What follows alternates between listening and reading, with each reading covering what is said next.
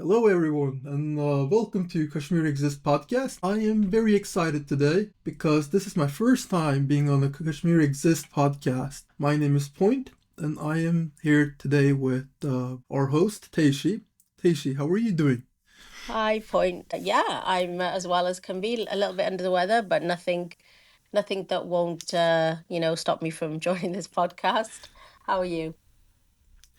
I'm doing well, and I'm actually very excited. I find this podcast episode to have a very good topic. We are going to have a book review, Yep. and you probably know what book it is, Teishi. It's Hostile Homelands. It's called Hostile Homelands, the new alliance between India and Israel. The book is basically about how exactly the Indian government takes up the inspiration from Israel of how exactly their ethno-nationalist movement is, and how exactly that moves forward towards the implications on occupation, for example, in this case, the West Bank. And it goes towards from the historic view, and of course also the political, the military, and the ideological ways of how atrocious they can be, how fascistic they can be. What do you think about that, by the way, Teishi? I think it's a great book. I think for a lot of, I'm going to say a lot of us, but maybe not enough. Certainly for Kashmiris, certainly for people that I've spoken to that are Palestinian. I have mentioned this before. Some people may know a Palestinian activist. He's a young activist. His name's Hamza, or his screen name is Absorber Whitey, I think. He's only a young person, and I brought up Kashmir to him, and he knew all about it. So the reason I'm happy about this is that for those who already know, that there are really startling parallels of what is happening both to Palestine and Kashmir by Israel and India. So this is a great book to review. This is going to help people that have an active interest in the ongoing conflicts to learn more, because there is always something hidden that we don't necessarily know. There's certainly things that I learned reading this book. So yeah, I'm really happy about it. Yeah, yeah. No, I agree with you. There is definitely something that is hidden that we do not know much about, and it's very difficult to find information sometimes. And this book is, of course, written by Azad Essa, and an award-winning journalist. I actually never knew much about Azad Essa until I sort of looked up more about Hinduism, or in this case, India. I don't know about you, Teishi. Have you heard about Azad Essa before? Let's say before you even heard about the book, before you heard about more going into how exactly India does their things when it comes to their governmental work, their political work, and all that. Yeah, I didn't know about him specifically, certainly not by name. I wonder if we would have definitely come across his work for, Al Jazeera English, or maybe some other, journalistic bodies, that we might know him by his work rather than his name. So this is the first time that I really came across him in the context of having so much knowledge and being an author, and indeed the name journalist. But I love the fact that his name is Azad as well, by the way, which of course pertains to freedom. So that is a great name as well. Yeah, first time for me. That's actually I did not think much about that before. I mean, Azad, yeah, definitely that does stands for freedom. That is, yeah, and when it comes to, I mean, we read so many articles and we forget about the journalists who have written them. Because And it will this, also come to a personal cost to him. This is not just work, a body of work that he's doing. Potentially, he's doing this for for altruistic reasons, if you like, because what is the traction of this work? We know that there's not much knowledge, so then that would lead us to think that the traction's not very high. So if you're talking about it being, remunerative, then it's not really, because if he'd written a book about Palestine solely, or some other well-known issue, geopolitical issue in the world, it could have been seen to have been a bit more mercenary in that sense. So I feel like this is something he's done that is, you know, for the right reasons, really. And it does come at a personal cost, especially with being journalists and covering these sensitive issues. You do become a target, so it's quite impressive, to be honest, that he's put himself out there. Definitely. I do agree with you there. And he, of course, is based between Johannesburg and New York City, working there. And like you mentioned, he has worked with Al Jazeera before, the Washington Post as well, Foreign Policy, The Guardian, and the Middle East Eye. I believe he still works for the Middle East Eye, but I'm not really sure if he still does that. But it's quite interesting that he has worked for all these big time media, I guess, media hubs or media centers, basically these. Yeah. So he has a very, very impressive, career rap sheet, really. I think, his kind of CV or resume speaks for itself. Yeah, and I'm actually very happy that this book exists because otherwise it would have been very difficult to find stuff. However, we can go towards what exactly the book brings up, which is very important because I would say the book briefly brings up about the pre/post right after the Indian partition as well. The thought process of around what exactly India thought of Palestine and how exactly Israel did their things regarding Palestine. Because, of course, as we know, 1947, that was the time when Nakba happened, and after that, the Israel was founded and established. What do you think about that, by the way? As far as now, I mean, of course, in this case, they recognized the state of Israel in 1950. What do you India. think? Yeah, well, my thoughts on that are that it's interesting that, partition specifically happened in 1947. I think the British, formally had a hand in, assigning a state of Israel and formalizing that a year later. And then in 1950, India recognizes the state of Israel. So I think for me, this is an odd question because they were both involved, Britain, and for India, it fought hard for its freedom and, it got it, albeit there was a partition. And we know that for those of us that know about partition, we know that that in itself contained a great deal of, let's just say, troubling aspects that followed with the loss of life and massacres that ensued. Essentially, what I think about them recognizing the state of Israel is I think that with India, they kind of found themselves in a spot where they were led by Nehru, Jawaharlal Nehru. I have to be careful how I pronounce that. He was actually a Kashmiri Pandit himself, which I don't know how many people know that. And he certainly was from the Congress Party, which is kind of like, modern day, a more kind of, I don't know, center left approach, possibly. And it kind of believes in people being emancipated, lands having their freedom. And so while it did recognize a state of Israel, I feel like it probably did that along with others.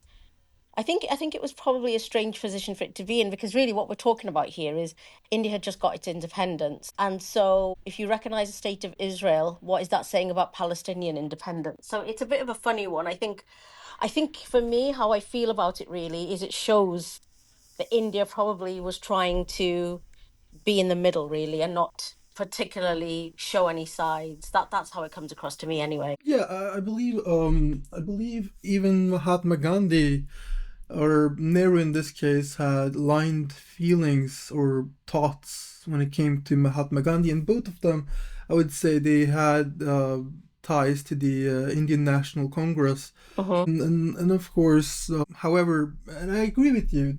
I mean, in this case, you cannot do what exactly the Brits did in their case, right? So, like, aligning your views with exactly how Israel is doing right now, and of course how they started, would be crazy. It would Yeah. be out of their mind. I mean, out of anyone's mind in that case. And that's not the example they should give. And so I definitely agree with you on that part.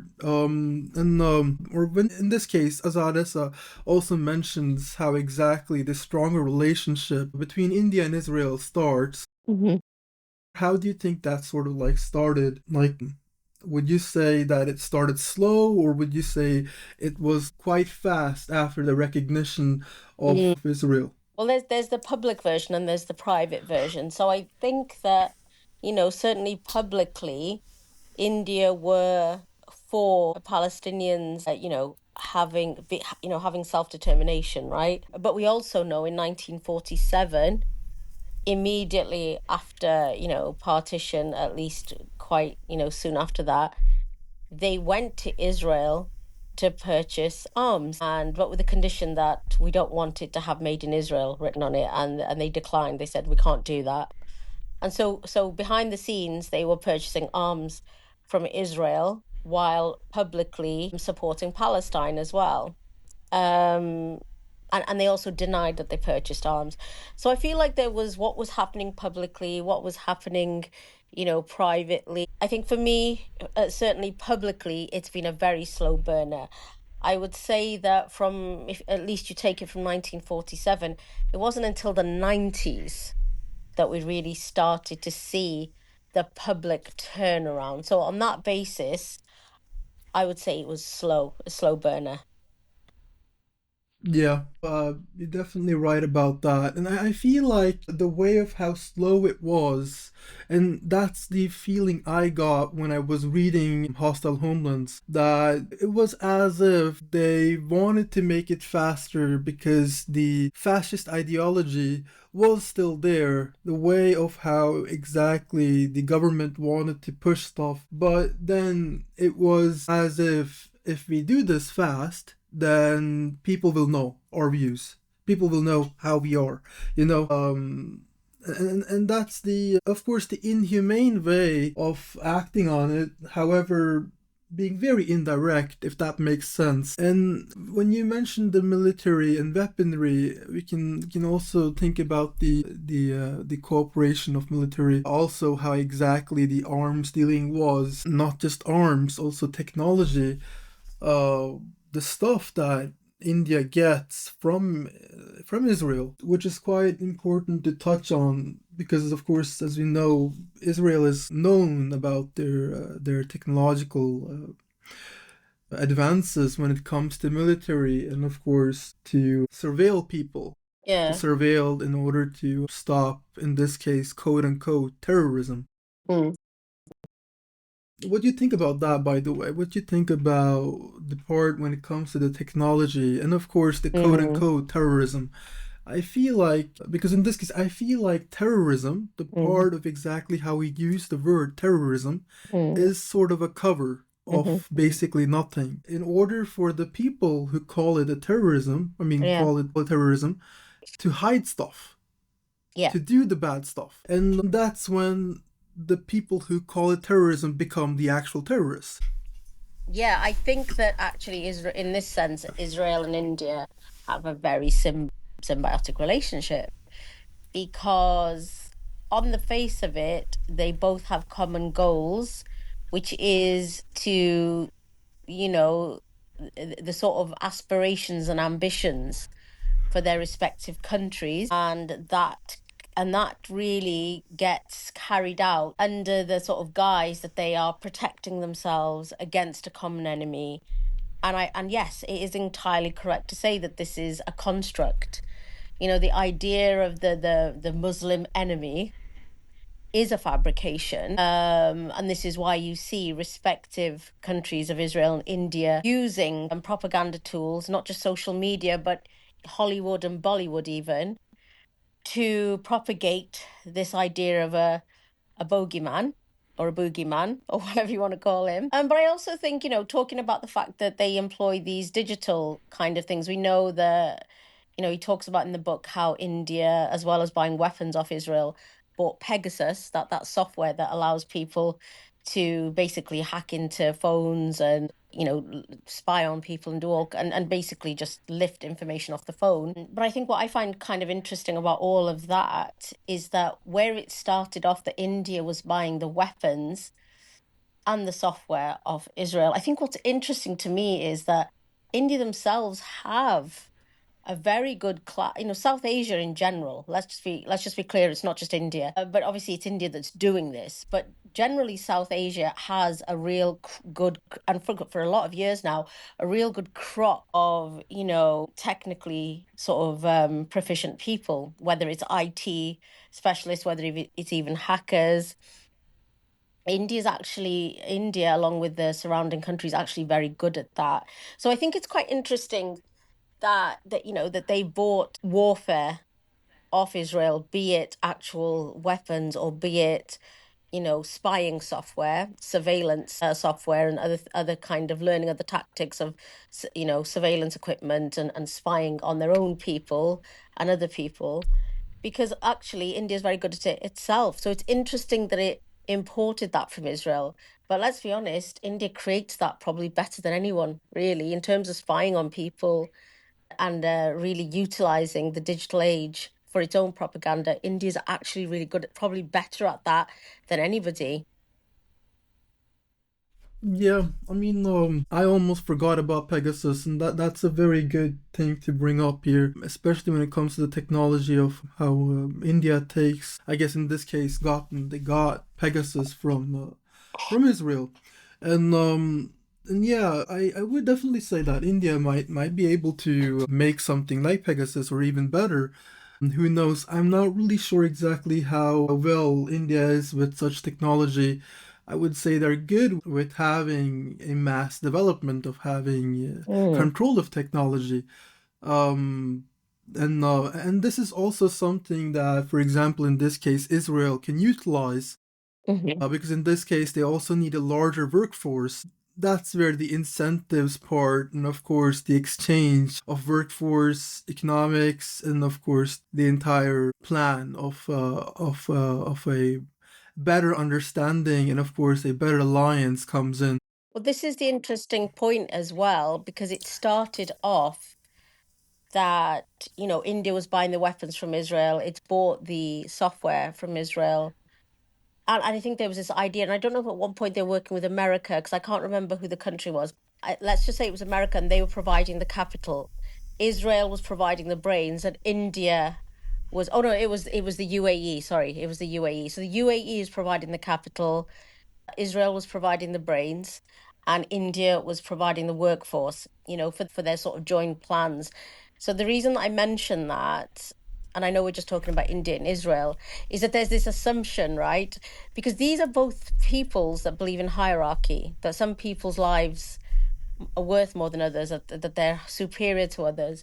And I think that's quite interesting because Israel was designated as the brains and India was designated as the brawn, right?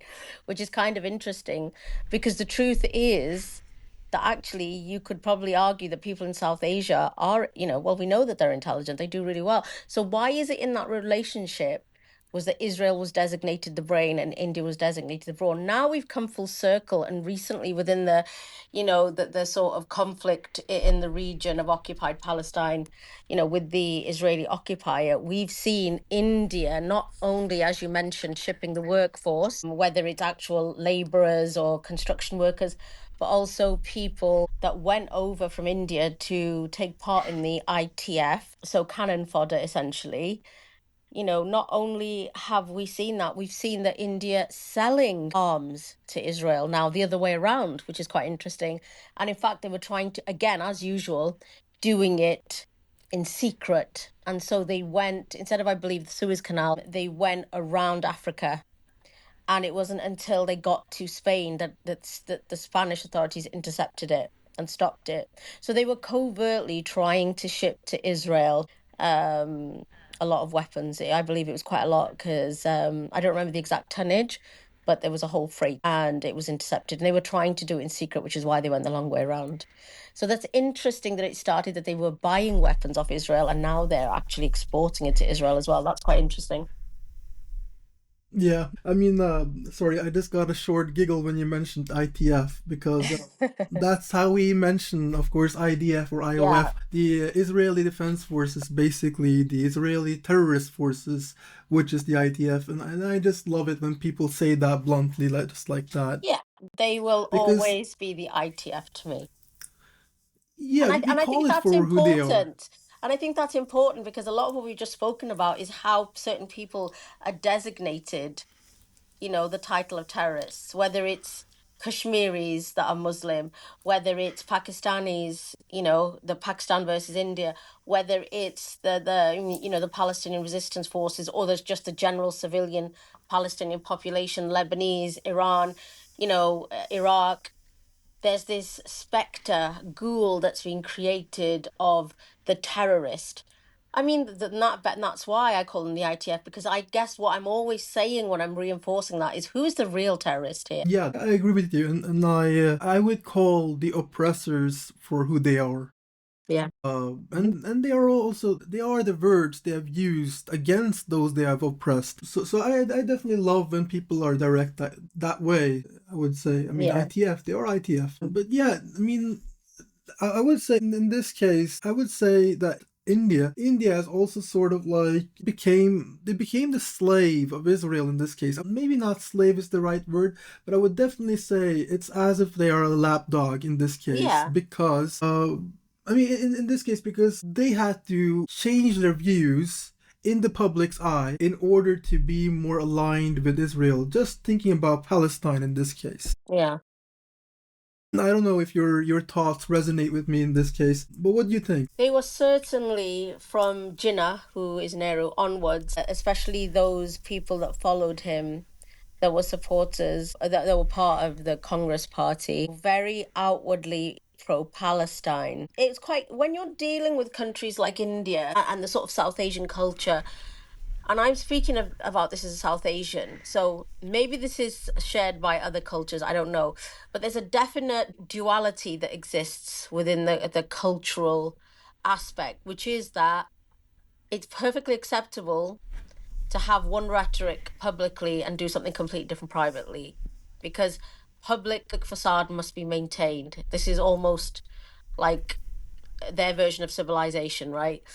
So I think, for me, the way that they felt that they had to support Palestine, I think for me it comes from the fact that, India hadn't long fought its own occupier. And so by that extension, and by that sort of almost awakening post 1947 globally, because the British Empire came to an end.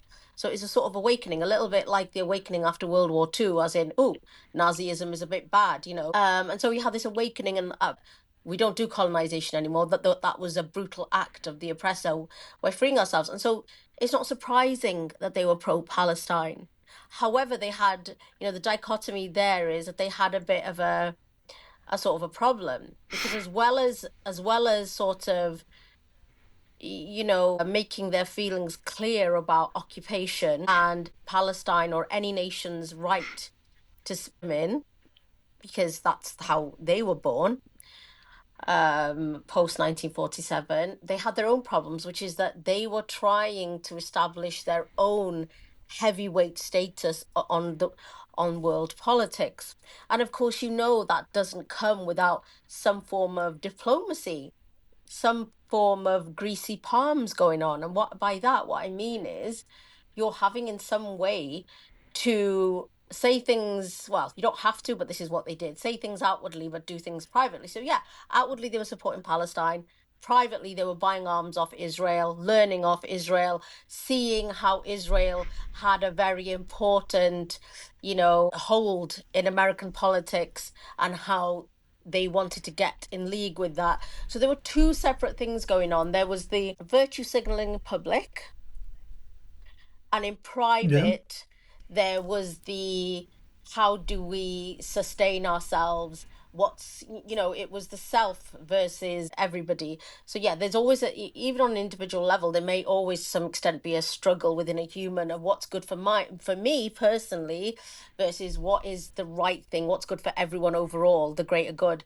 And so I think it's right to say that they were publicly virtue signaling. And I think the extent of which I've only realized from reading this book, because I think that's another thing. This is something that whether you're Indian, Pakistani, Kashmiri, Chinese, Tibetan, or whoever, you're not going to realize the extent to which your own countries or whoever are doing these things. And I think it was a shock to me to read. I didn't know that they were pro-Palestinian vocally. I didn't know that. But simultaneously, I didn't know that they were, since 1947, doing, arms deals with Israel. That was new to me as well. I think what this book has uncovered for me, the extent to the duplicity. The duplicity itself is not shocking to me. Like I say, I would say it's just considered regular practice in South Asia. A bit like corruption. These are all just normal things that are good business practice historically, right?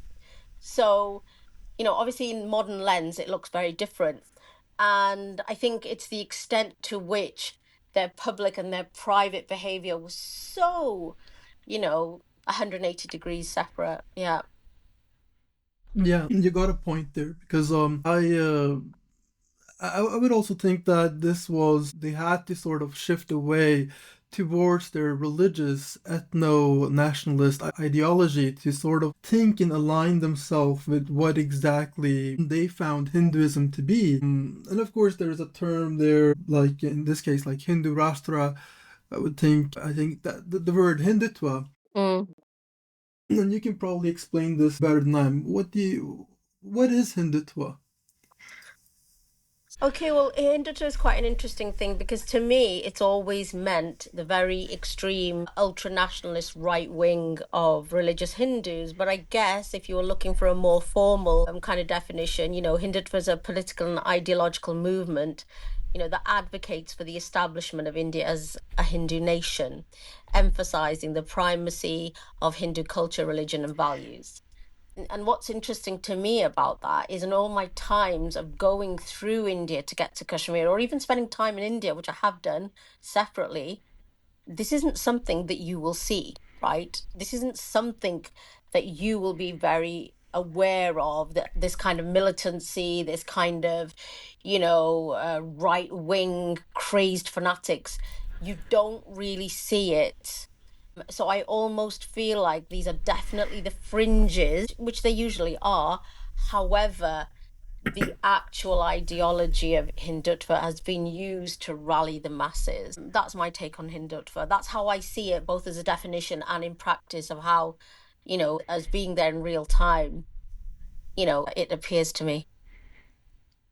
Yeah, and I agree with you. And this is the way of like Hindutva. It's almost a twin identity of the Zionism ideology. In Hmm. this case, of course, Zionism would be the ideology of believing that there should be a Jewish state. Hmm. By in this case, in most laymen saying that it would be to colonize a state or a place outside of the West, outside of Europe, and it also has the fascist tendencies, like thinking about the component of this having the revisionist Zionism.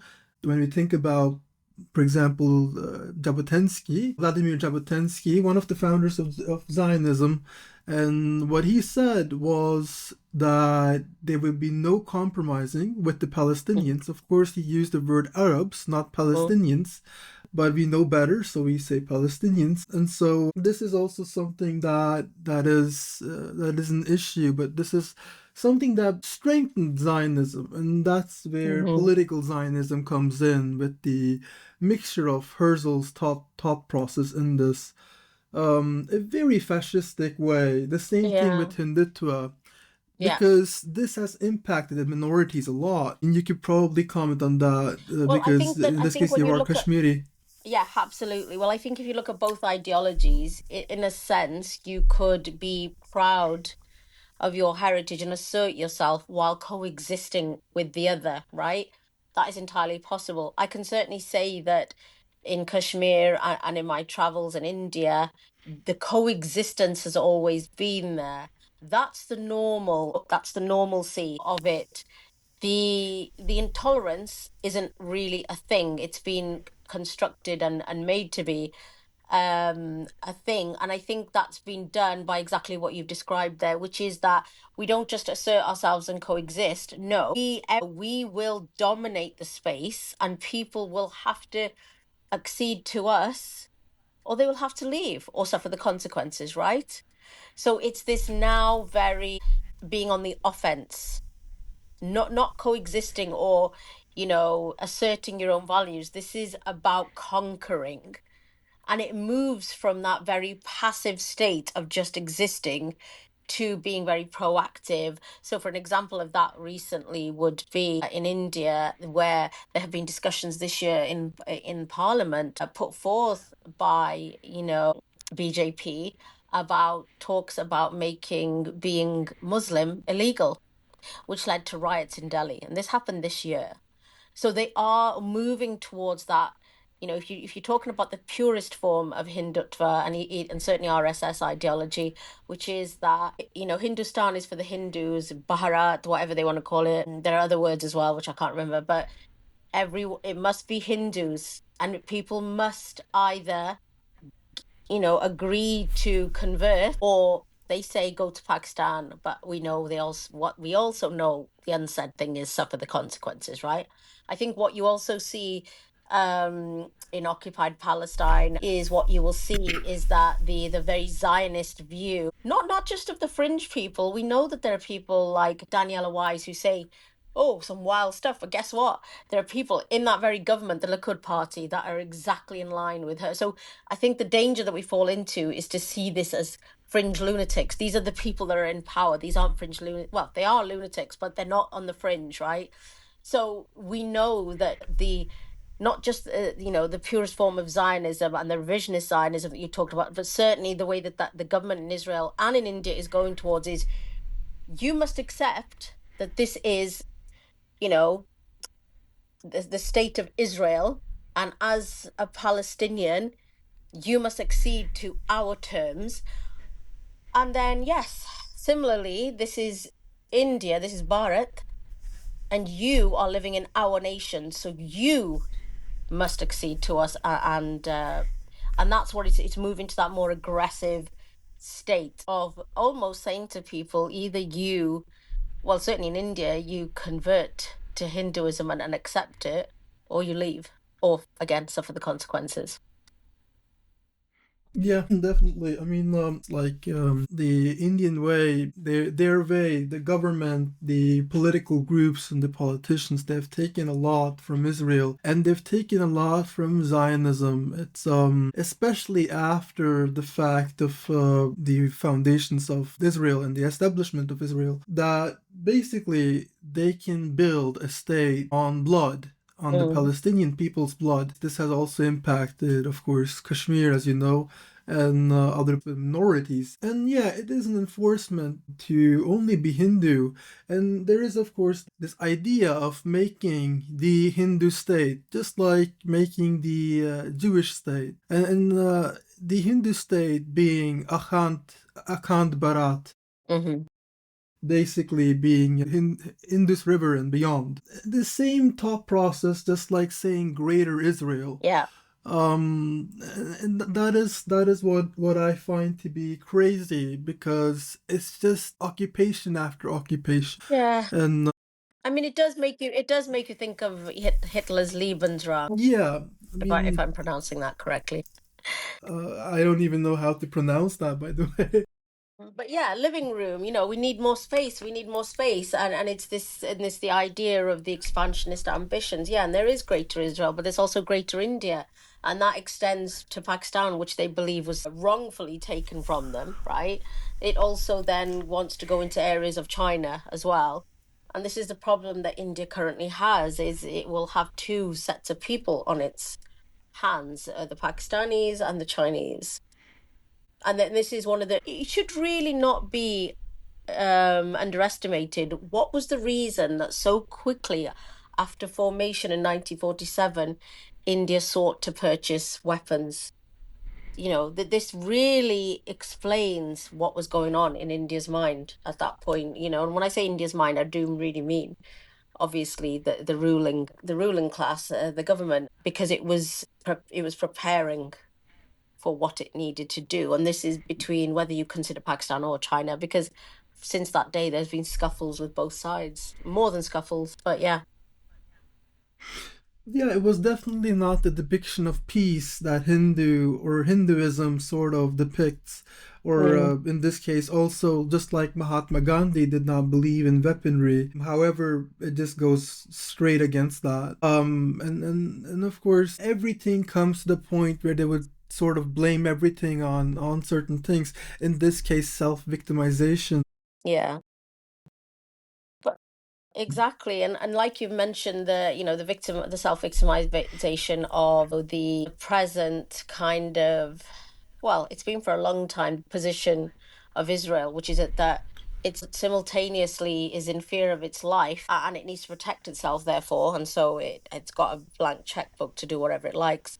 And if you compare that with India, it's constantly at the mercy of the Muslims, whether it's the Muslims within India, defiling the Hindu way, such as, for example, practices of cow slaughter, but then also the neighboring Pakistan. And so both sets of people have that fear of Muslims built in, that they are constantly under threat. This is what threatens them, right? This is the existential threat.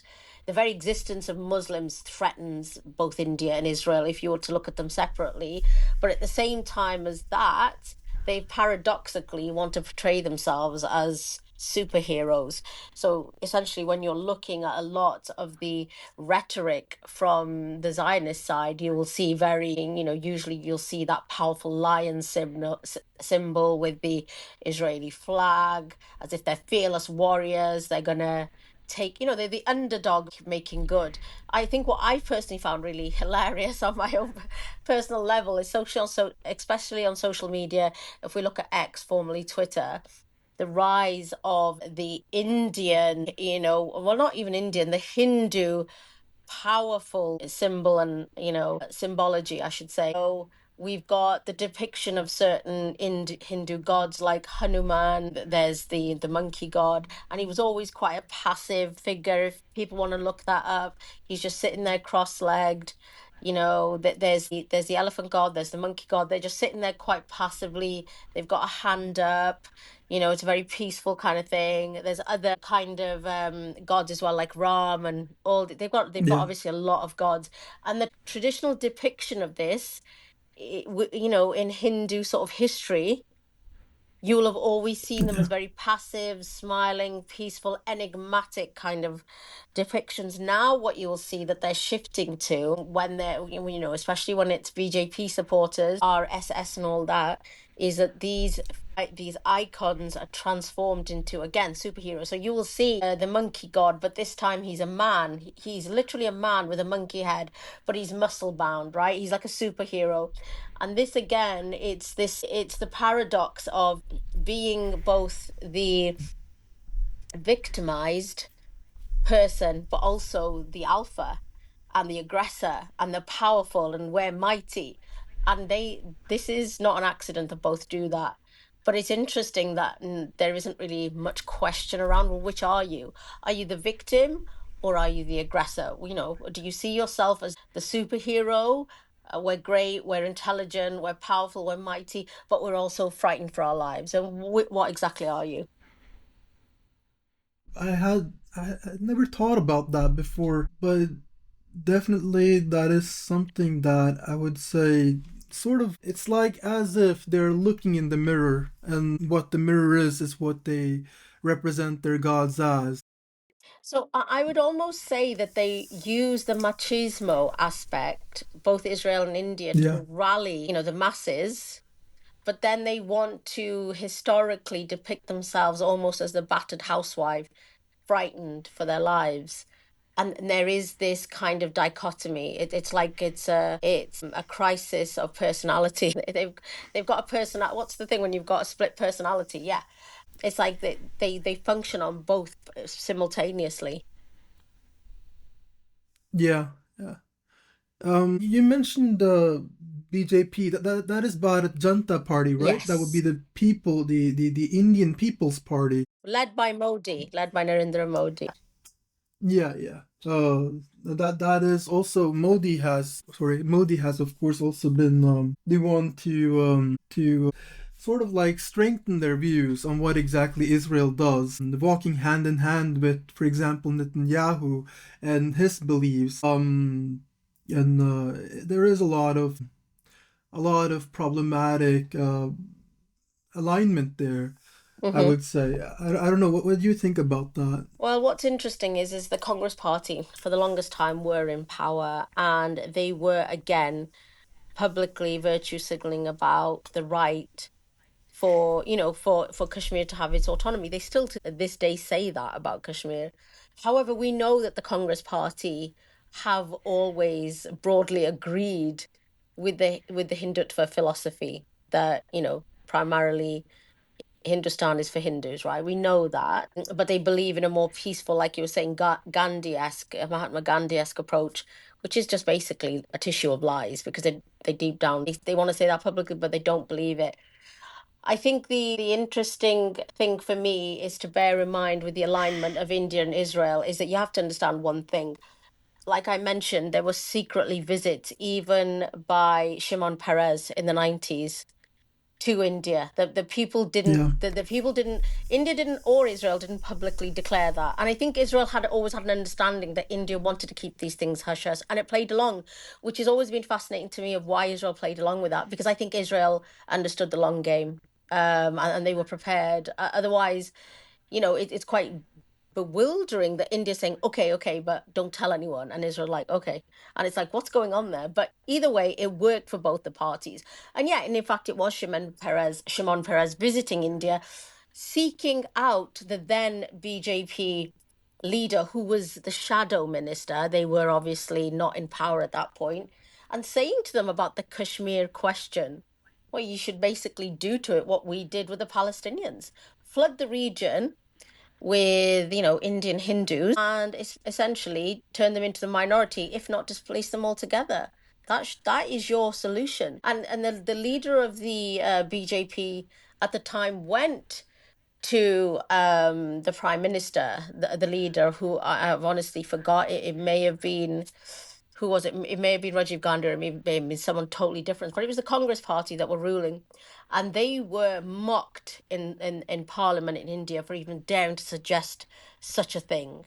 And this is what's interesting is that, you know, ultimately the Congress Party in all its behavior is outwardly acting enraged, but in reality, the sad truth is that it was the then BJP leader that was actually at least not being two-faced, right? But Shimon Yeah. Peres certainly was making these secret trips secret at the behest of India, and putting and positioning these ideas of saying you can literally do a copy and paste of what we've done.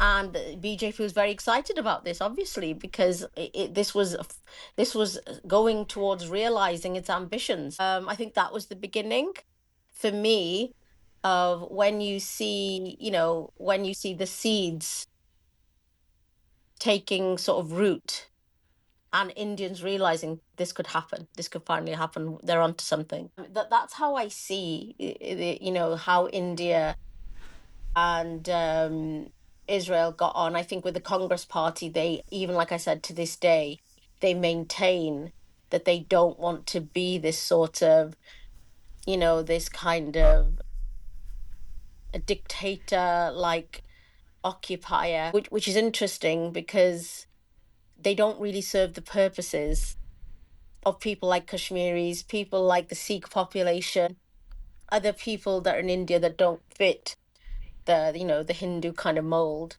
They're not really helping them either. So it is actually confusing why the Congress Party were doing business with the Israelis and keeping it quiet while outwardly saying something else. For whose benefit? That is very confusing. In some ways, it's not surprising that the Indian population got sick of their BS and they're two-faced and they're trying to please everyone Yeah. and outwardly be people pleasers for some unknown reason.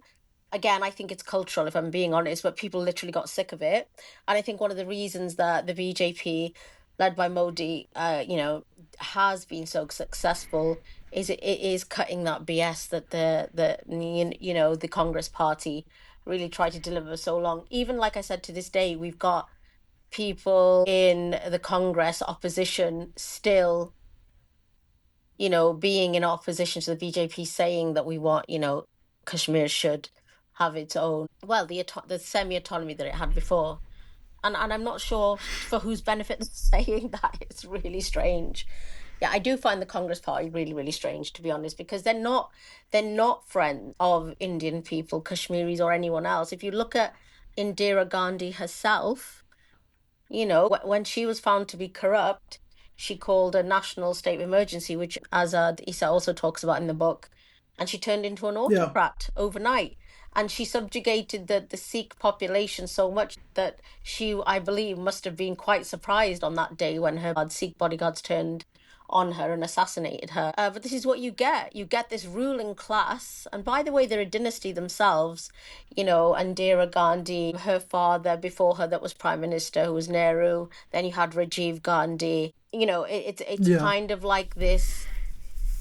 It's just a straight. It's like the ruling class, the family that have always been in power, that feel that they can carry on and behave in these ways, and it's angering people. It's making the general public angry, and that's what actually happened. I think Yeah. I think they could have done with being more honest. I don't I know. mean, I think they were frightened of being sanctioned internationally. Maybe that's what they were scared of.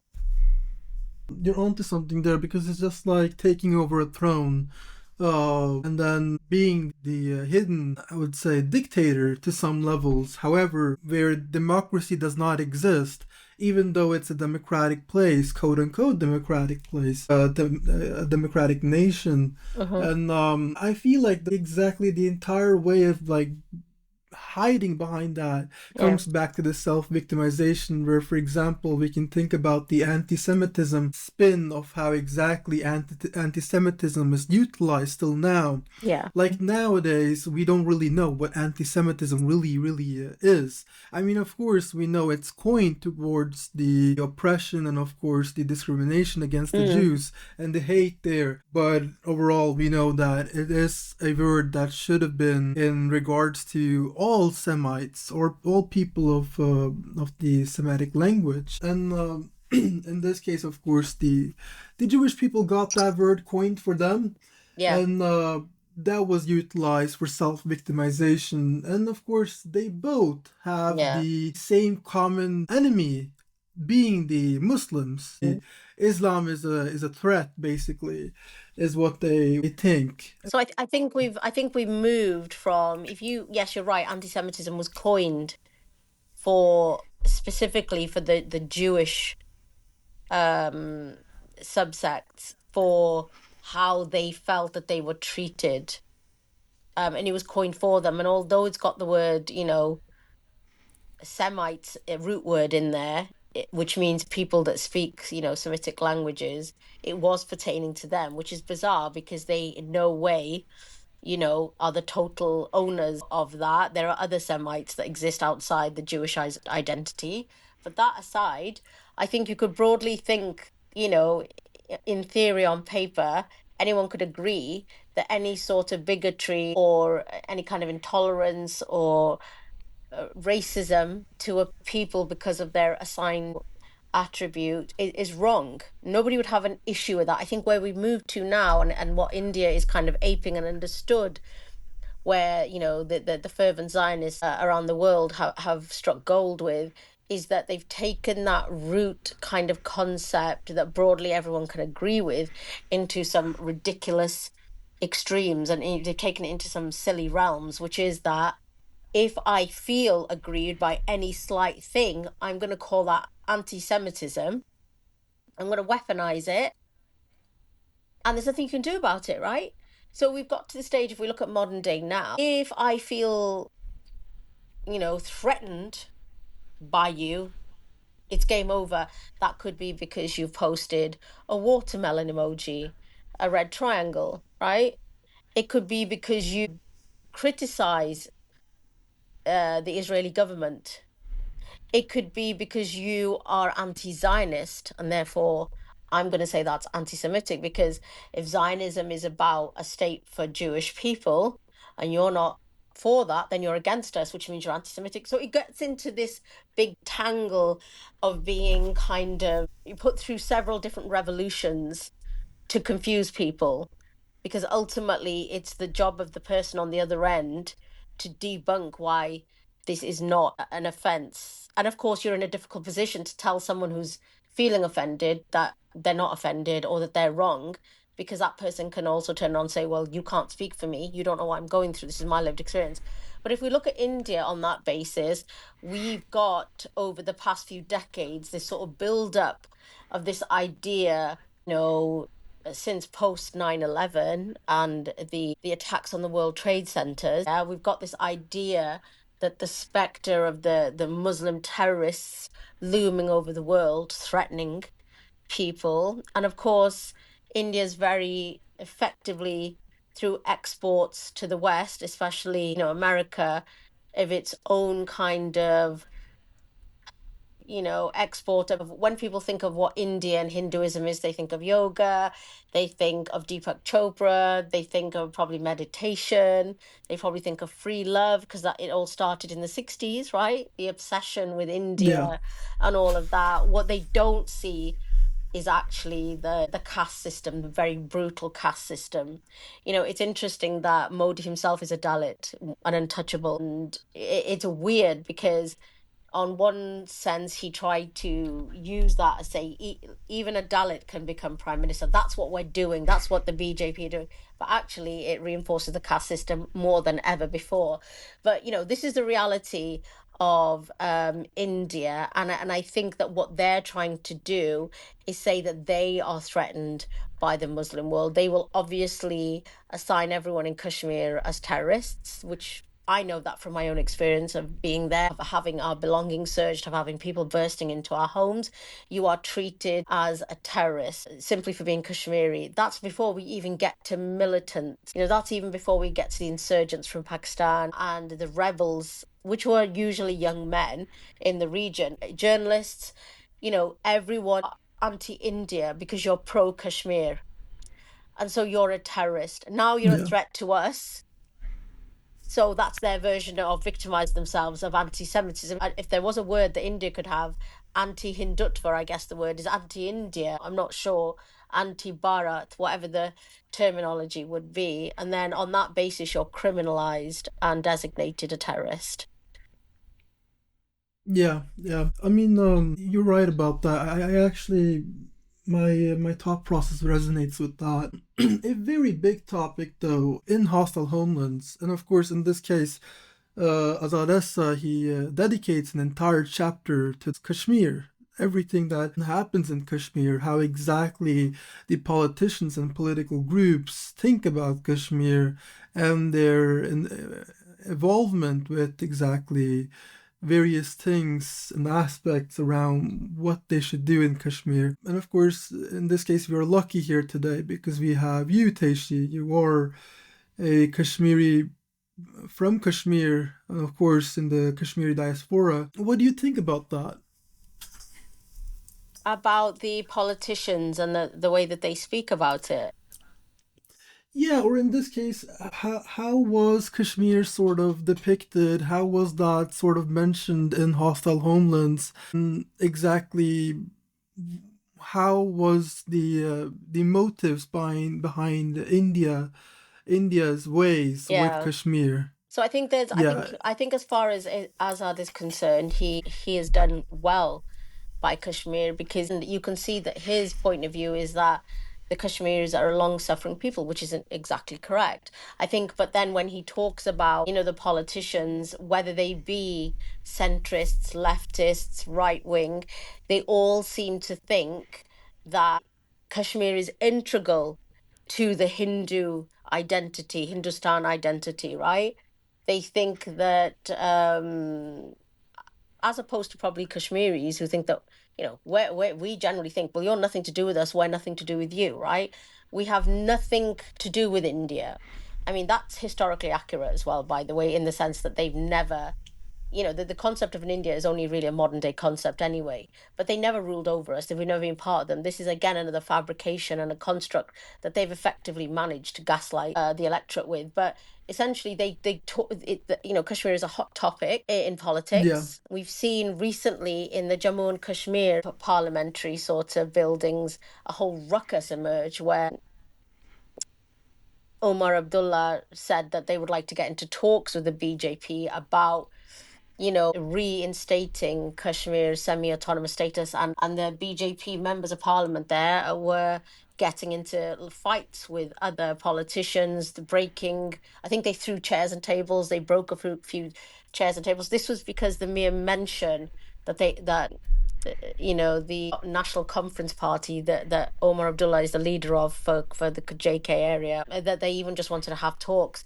Essentially, because this is a very moving idea, and this is because they've successfully again and it very inaccurately exported this idea that this was a Hindu region, and that there was a Hindu massacre and then a subsequent fleeing, the great Pundit, migration out of the region.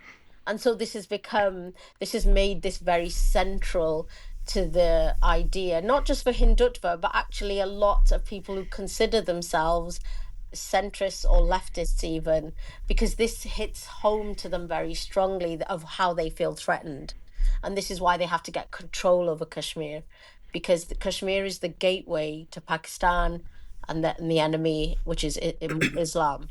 So yeah, the way that they talk about Kashmir, it's symbolic almost, because they feel that it was originally Hindu and that they're taking it Yeah. back. They're taking it back. They're reclaiming it. There was the great they we know that there was a film called The Kashmir Files, Yeah. a great Yeah. work of fiction, right? And an injustice to the Kashmiri people. On record, the Indian government itself only has 219 Kashmiri Pundits being killed between 1984 and some date in the 80s, right? So let's talk about somewhere between 10 to 15 years. It only had 219 deaths from the Hindu pundit. So how they've created this film of the Kashmir Files and exported this idea that the Hindus were massacred by the Muslims, absolute nonsense. A lot of the pundits did leave. A lot of the pundits were asked to leave as well. They were advised to leave while there was growing tensions in the region, promised that they could come back. Now, this mass exodus was used very Yeah. much to the advantage in the propaganda to say, look, they're driving us out. They're going to do this to the rest of us. This is what they want.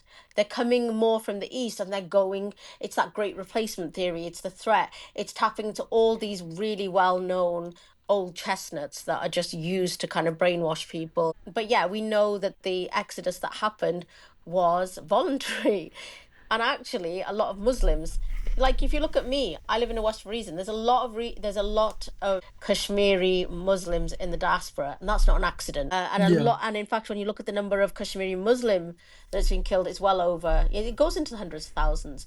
And you have to remember as well, because there's so much secrecy in that region, and there's so much cover up by India and a blackout on communications and journalism in general. We don't know to this date the exact number of people that have been killed because there's an absolute Yeah. suppression and there's no record keeping, and things happen in a black hole, in a silence. So, if a tree falls in the wood and no one's around, did it really fall?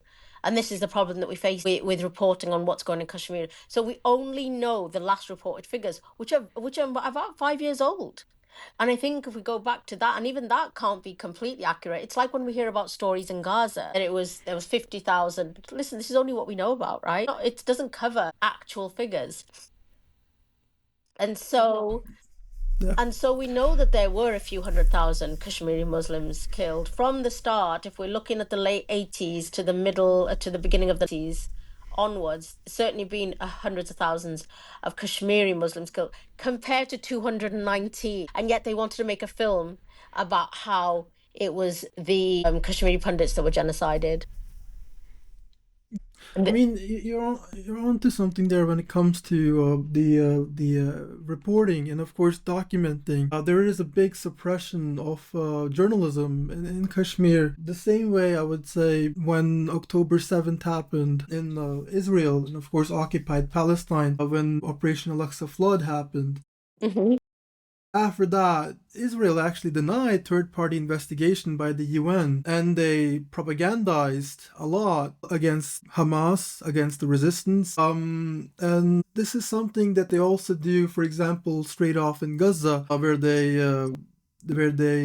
do not want reporting, they don't want journalism. They also deny certain journalists, for example, BBC and other media hubs, media centers, media groups, to come in and to do their journalistic work. And the same thing is in Kashmir. Am I right about that, Teishi? You are 100% right about that. I think that, there is a suppression of the truth.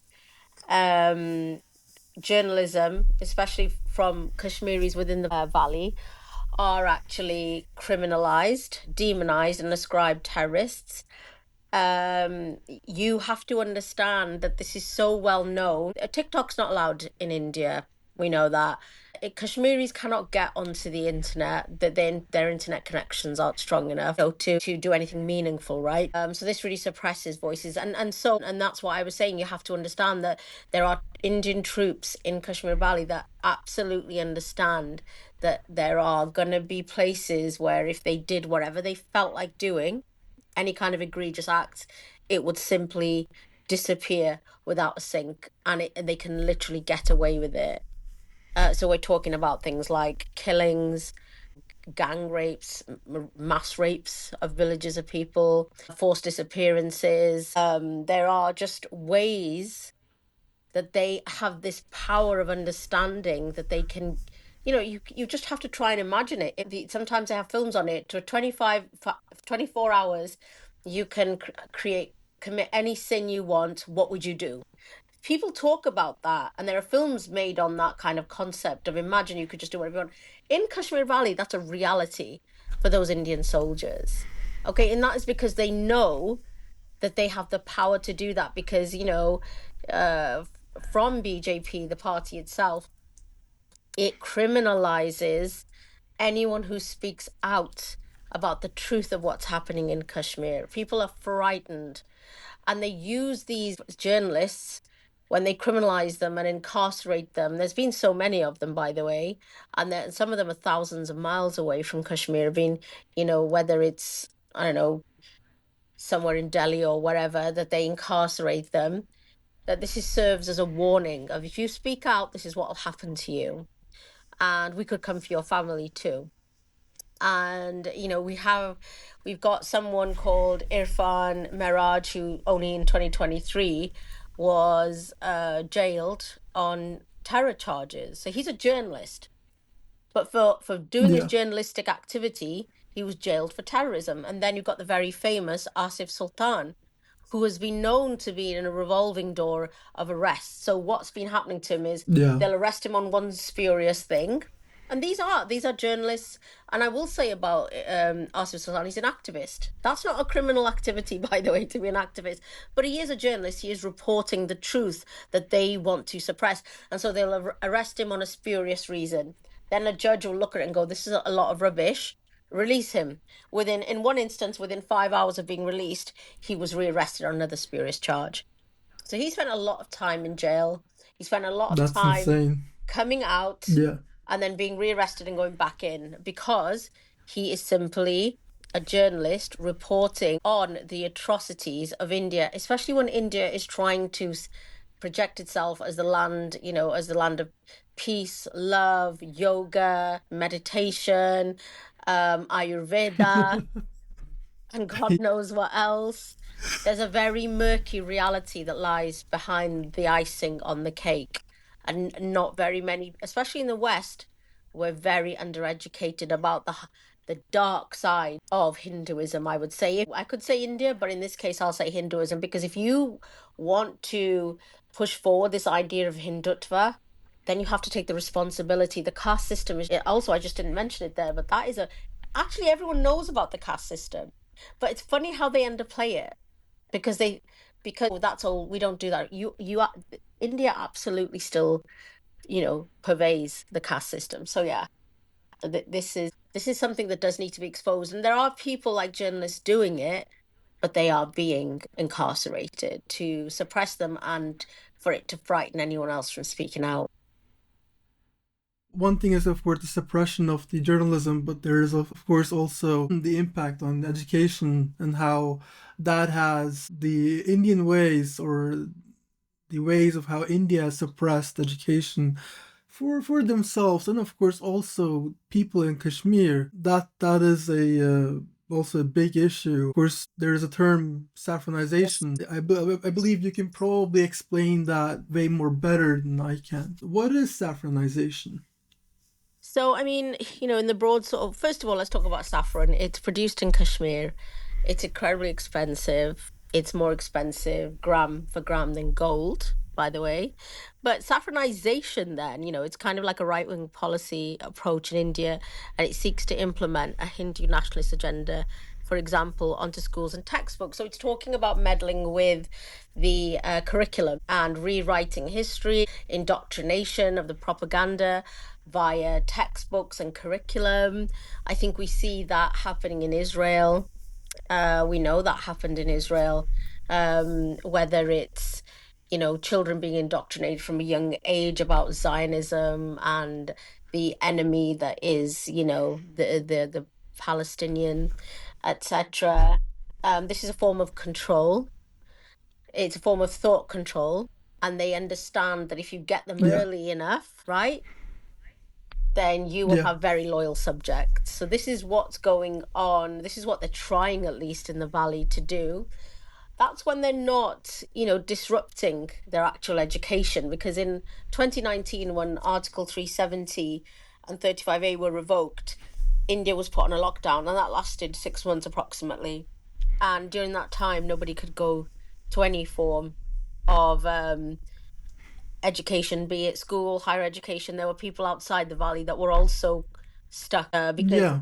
their studies were disrupted. There were disruptions to the tuition fees. They also faced anti-Kashmiri stroke Muslim hatred because that was also being ramped up at the time. That those students outside of the valley were also being singled out, and they faced a lot of, if you like, bigotry that led to violence in some situations. But yeah, they do try to infiltrate the curriculum. We see this both being done, by the kind of Israeli methodology that they use via thought control for young children, through textbooks, through storytelling, through cartoon.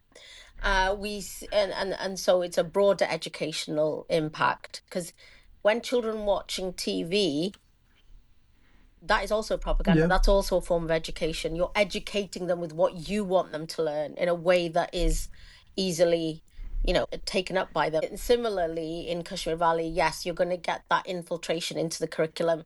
You're going to get the infiltration into social media, but also you're going to see it on TV. I don't know about the average Kashmiri, but certainly back in the day, they were watching Bollywood films. And this was also a subtle form of mind control, if you want to call it that. And like I said, that's when they're not disrupting their education. We've seen in Gaza, particularly with the onslaught and the genocide there, that the younger students' education has been completely halted. They're missing out, and this is also a feature as well that's replicated on in both occupied Palestine when they're being attacked by Israel, and in Kashmir when the Indian government is, and they have curfews that go on to this day. So there will always be times where there's no school and things like that, because as a direct result of what the government is putting the civilians through, whether it's curfews, whether it's complete lockdown, it just depends. They're at the mercy of those people. It is insane. Interesting you mentioned Article 370 and 35A. That is, of course, something that is very big, a big part of what is happening now. And of course, starting from 2019, the revocation of Article 370 and 35A. and it sort of opened the doors for new settlers to come into Hmm. Kashmir, and of course also having the open industrial settlements to be welcomed into Kashmir Valley. Mm. You might have certain type of experiences, or maybe you've heard something about the differences and the feelings of the Kashmiri people after that. And one of them is something that you already mentioned when it came to the education, and perhaps there are more. But yeah, what do you think the implications that came after 370 and 35A? What exactly happened, Teishi? Um, let me just tell you from my point of view, it was just splashed across all the news outlets, that India had successfully revoked Articles 370 and 35A, and this came as a massive blow. Now, I would say it's not an exaggeration to say it was seismic, the shock, even that I felt. I felt a sort of depression that I can't even explain. I felt it's actually really difficult for me to put into words, but I felt a kind of sadness that I can't even put into words. And I remember saying at the time, I felt as if somebody had stabbed me in the stomach. That's how I felt in my core about it. When you think that Kashmir Valley had been waiting since 1970, sorry, 1947, to be able to have a referendum to vote on its own future, and Yeah, they fooled us all that time, never giving us that referendum, and then we come full circle to 2019, where they're just emboldened, barefaced, stripping us of our semi autonomy. And don't forget, Article 35A specifically relates to the kind of domicile act, which is that people outside of the yeah, valley can come in and buy up land, uncapped, by the way, uncapped.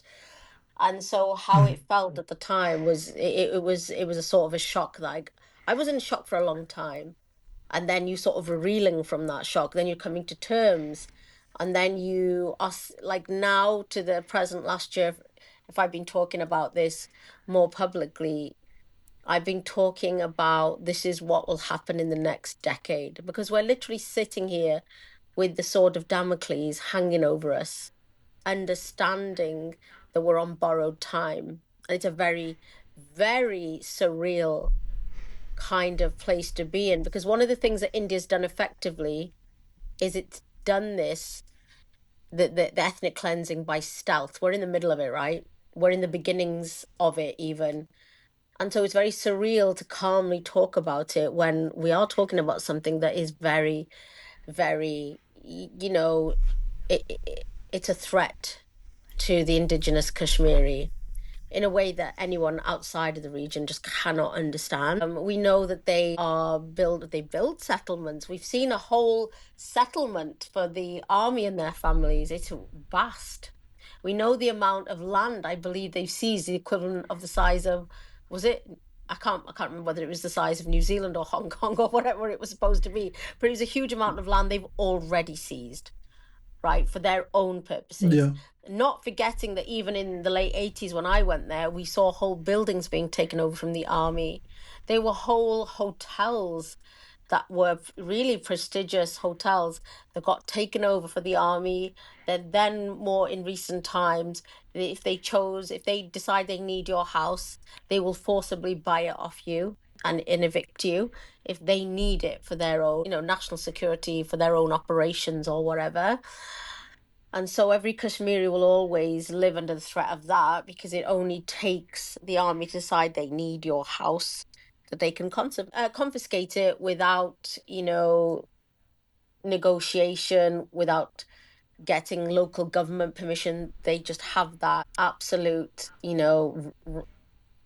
authority to do that. And so this is what Article 370, if it strikes fear into the heart of the Kashmiri, it's because that small protection that those two articles provided us was that we are, let's be honest, we're only recently reaching 9 million, right? So from the Yeah, 1947 till now, we know that we're a very small bunch of people. We're not a huge population. And so to the left, we've got Pakistan, which is a lot more people. Below us, we've got India, which is above 1 billion people. that's right. Yeah, We are very much fragile in that sense. And the only protection we had has now been removed. This is a kind of huge shock. It reverberates. Like I can't, I hope I'm describing it well because as someone in the diaspora, I felt it. I felt it with my whole being, and it was just mind scrambling. It just threw it must have thrown everyone into panic. And then of course they did the thing of putting the region into a lockdown for 6 months. We couldn't. My family, my family were out there. My parents were actually out there at the time. We couldn't hear from them for months. And then what happened was eventually we all got each given on social media. It said if your parents are in this area, that your family's in whatever area, this is the number you've got to ring because they cut down the phone lines. They obviously cut the internet. They basically disbanded a lot of things in the valley to stop the public from not only uprising but from the outside world of understanding what the hell it was doing. So eventually, after about 3 or 4 months, we got hold of a number for the area that my parents were in. That we rang that number. It took us to a police station, and it was a Kashmiri guy that answered it. And so we gave the name, and he checked the names. He said, yeah, they're fine. And that's the first time we knew after months and months that our particular immediate family wasn't at any risk because if you are in that blackout situation, you have no idea what's going on and you don't know what they're capable of. So and then slowly they restored it, but it's never quite been the same. I think people understand that they have to behave themselves and that they're at the behest, and at the mercy of central government.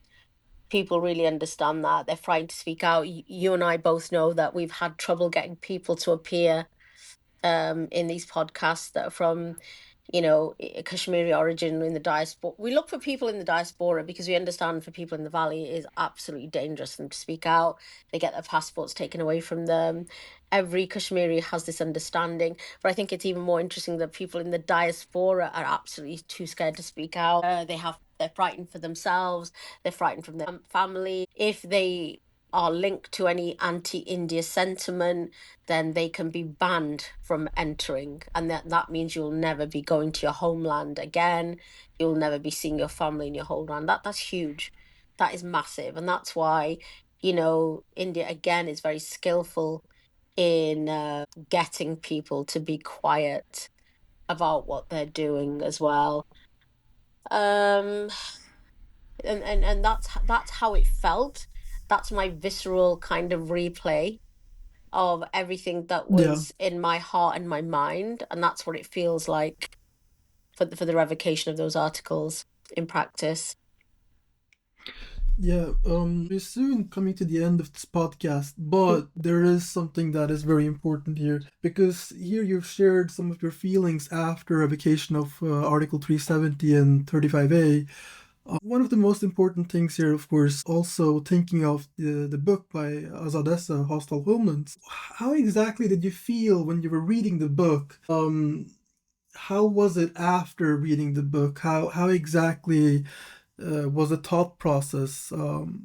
Because in this case, I believe that in this case, I am not Kashmiri, and we who are not, we should of course try to listen, hear the Kashmiri side. Their feelings matter, and their ways of thinking about such stuff. And I can only think this is something that is very emotional too. To go through all of this, and of course, reading about your oppressors. Yeah, so what exactly were you feeling whilst reading the book, and of course, after? I think I was struck with the new things that I'd learned about, like I mentioned previously, India's behavior, the extent of the duplicity. I think I was also, I was angry. I was angry basically at how secretive and sneaky India has been for the longest time. I think I was getting angry when I was hearing how, the ideology of Hindutva is very successfully taken in by the public and even in the Indian diaspora. So we have things like Muslims in India being attacked and killed by Hindu religious fanatics, one of which was one of my own relatives. I think I've told this story before, where he was praying in a mosque in Mumbai, and as he was, prostrating to pray with the head is called sajda on the prayer mat, he was Yeah. knifed in the back, and this was a rampage of Hindutva kind of zealots that stormed this mosque and basically killed Muslim men that were praying. We also know of Muslims that are taunted for being Muslim, then it moves to violence. We've seen Muslims being set alight.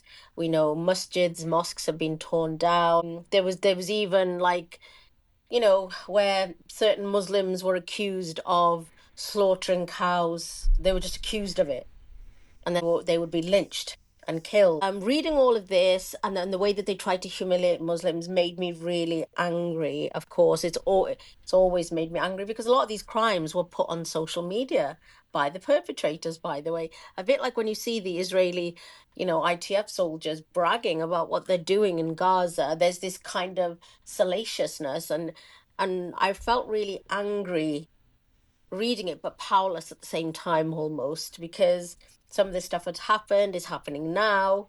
No one's going to do anything about it. When we look, if you look at the example of Gaza, the whole world is seeing, and yet, yeah, that's there's no better example than Gaza to show what the world will tolerate.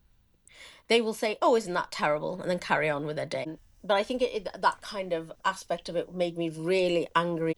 Some of the stuff that I learned about what India had done. I think also because they lulled a lot of Kashmiris into a false sense of security, the National Congress Party, because they made Kashmiris feel like they were on their side. They weren't. I think you only have to see the fact that they never gave us the plebiscite that they promised us to show that they were always kidding us on, as we like to say in the UK, that they were just fooling us, right? They were treating us Yeah. like children and lying to us, secretly doing deals with Israel. Then there's this ramp up of Muslim and Kashmiri hate simultaneously, then leading to the successful election of BJP over the long. They've been in power for, I don't know, it feels like longer than a decade, and that's what's made me angry. The fact that so readily this has been accepted and taken up by Indian people, that the collaborators within the Kashmir Valley, the collaborators on all levels, it's made me really angry. I can't even say sad, because that is not my overriding feeling. I just felt angry because when I'm reading it, the impetus is I have to do something about it, but then the reality is, what can I do? Right. So yeah, it made me feel angry and powerless, and these aren't great feelings, if I'm being honest with you. I think, for me, one thing people must know about me is that I was born in Srinagar. I lived there till I was 5. Kashmiri and Urdu were my first two languages. I went to school there, and then I moved to the UK, but I went back and forth, and I still stayed in school right up until I was a teenager. And so, this is while I am in the diaspora, this is difficult for me because I have seen some of the things that this book talks about. And one of the things that angers me the most is that I know that the people are browbeaten. For the longest time they have been, because even before India has done this, we had several rulers, whether it's the Dogra rulers, whether it's, the rulers before them. We've always been occupied, by one kind of autocrat or another, that has, whether they've extensively taxed us, making, my sort of forefathers' lives miserable, etc. The British came in, and while the British were more focused on India, they obviously sold it on, and I think this present state, why India's kind of got away with what it has, is because the people in the valley, yes, we are resilient, we're great, but at the same time, we just want to be left alone. And what I'm seeing it more in my parents' generation is that they're not really getting, I think some people aren't really understanding what's in store. Kashmir Plan 2035 is to successfully change the demographic from Kashmiri Muslim really to Hindu, whether it's Indian or Kashmiri. And that is Plan 2035. So I feel like people are a bit disconnected from that. There were all these kind of foreboding feelings as well. And that's why I mainly felt angry with India, because it betrayed us. It has Yeah. lulled a lot of people into false sense of security. A lot of people are browbeaten and tired. They just want to be left alone. And if siding with India meant that they could get some kind of peace, they would almost do it because they just want to live their lives. And then in closing, you have the opposition of the youth who are now both in the valley and in the diaspora, really sort of coming together and forming coalitions, if you like, to use that word, Yeah. as an awareness, a wider coalition of awareness and movement against them. So maybe in some small ways hope, but overwhelmingly it's anger that I feel. I cannot even imagine, but however, I understand the pain. And I felt a lot of anger as well whilst I was reading the book. It is of course insane how we can hide behind a wall and still do something. In this case, the shield of the West, Yes. and being okay, letting India, and of course in this case also Israel, do all of these things. And I feel like it's our duty from our privileged position in the West. There was a long time growing up where I felt really sad that I'd left and I didn't understand why I had to leave. And I think in some ways as a grown up I fully understand why that had to be. I think each of us have some kind of purpose in our life, which I strongly believe in. It would be silly to think that we have a life without a purpose. To that end, we do have a purpose. And what was the need for me to be uprooted from somewhere that I loved so much, with, family that I was really close to, and I was very happy, is that I feel my role is in speaking up, and never more so because, like I say, it's so difficult to get people to talk about this, right? So I feel like it's Yeah, almost incumbent on me to do that. I wouldn't call it a sacrifice exactly, but I can't live in my homeland, but I can stand up for my homeland. And as long as I can do that, I will speak the truth for both Kashmir and all other places that find themselves under occupation, not just of land, but of mind. So, as much as they want to peddle their untruths, that's where we come in to lend our voices to, challenge those lies with the truth. And that has to be our duty. And that's I think what we're effectively doing with these podcasts. And these podcasts, the thing is, they will remain and they can be picked up at any time, and they must exist in the annal as a record of truth. Just like, we have the Saffron Kingdom film coming out to challenge the false narrative of the Kashmir files, so must our voices exist to challenge the disinformation so effectively perpetuated by the state of India. yeah. I mean, no, I understand that, and I actually cannot wait for that movie to come out so we can have a movie review too. That would be But I that would be so definitely cool. that would be awesome, yeah. But I definitely validate your feelings there. I can understand how you feel when it comes to that. But what do you think about the information and the knowledge given from the book? I think it's immense. I think for anybody that wants to listen, I'm not the best when it comes to things like dates and actual numbers. I have to sort of write things down and try and remember things in the best way that I can.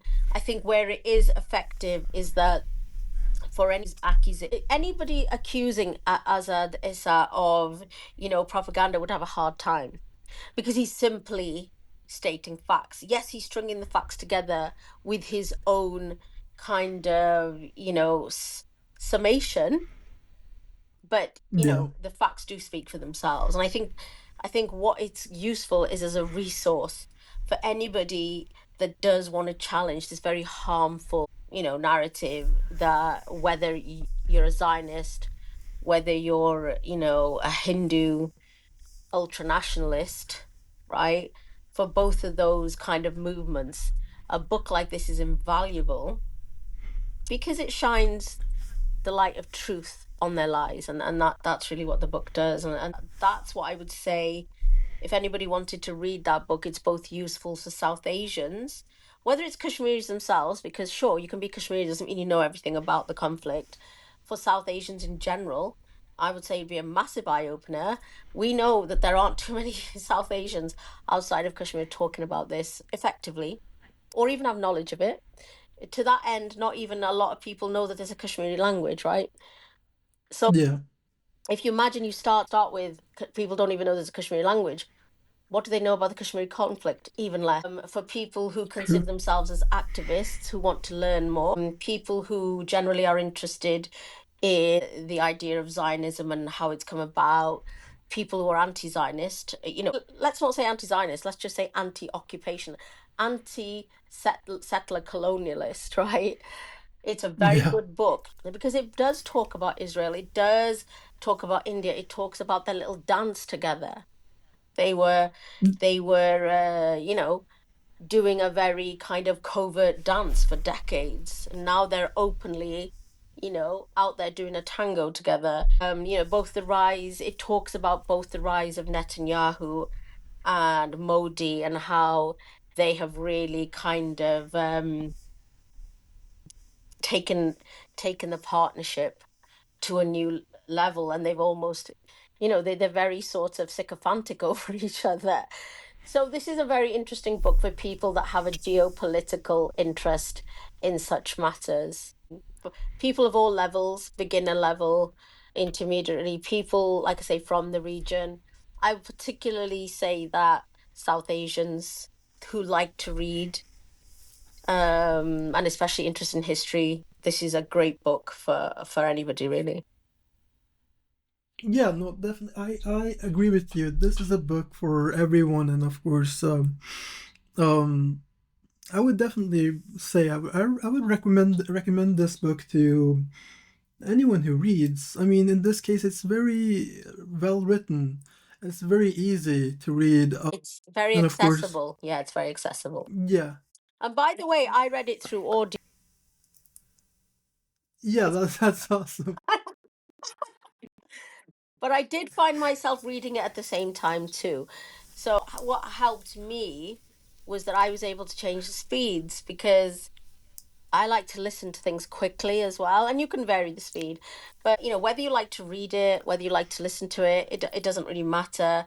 I think what I would recommend people do is definitely get it in text form, whether it's the book itself or whatever you have.